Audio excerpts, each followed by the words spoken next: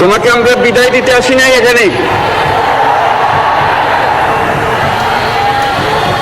তুমি আমাদের বুকের ভেতরে আছো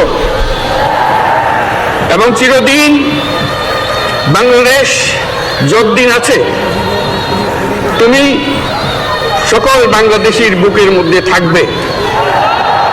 এটা কেউ সরাতে পারবে না। আমরা আজকে তোমাকে প্রিয় হাদি বিদায় দিতে আসিনি। আমরা তোমার কাছে আমরা ওয়াদা করতে এসেছি।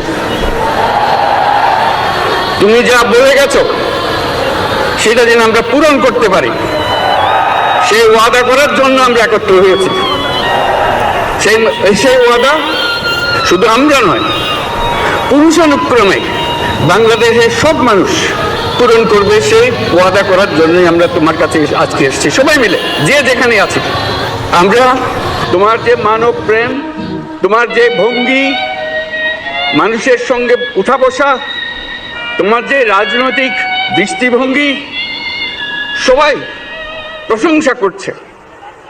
সেটা আমরা মনে প্রাণে গ্রহণ করছি, যে এটা যেন আমাদের মনে সবসময় জাগ্রত থাকে, আমরা সেটা অনুসরণ করতে পারি। তুমি আমাদেরকে এমন এক মন্ত্র কানে দিয়ে গেছো, সেই মন্ত্র বাংলাদেশের কেউ কোনোদিন ভুলতে পারবে না এবং এই মন্ত্র চিরদিন আমাদের কানে বাঁচতে থাকবে। সেই মন্ত্র বাংলাদেশের বড় মন্ত্র হয়ে আমাদের জাতির সঙ্গে সংযুক্ত থাকবে। তোমার মন্ত্র ছিল চলো বলবীর চির উন্নত মমশির।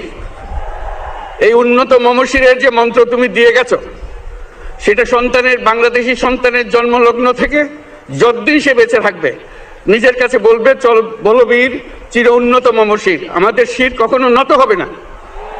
সেই মন্ত্র তুমি আমাদেরকে দিয়ে আমাদের সব কাজে সেটা আমরা দুনিয়ার সামনে মাথা উঁচু করে চলবো, কারো কাছে মাথা নত করব না। সেই মন্ত্র তুমি আমাদেরকে দিয়ে গেছো, আমরা সেটা পূরণ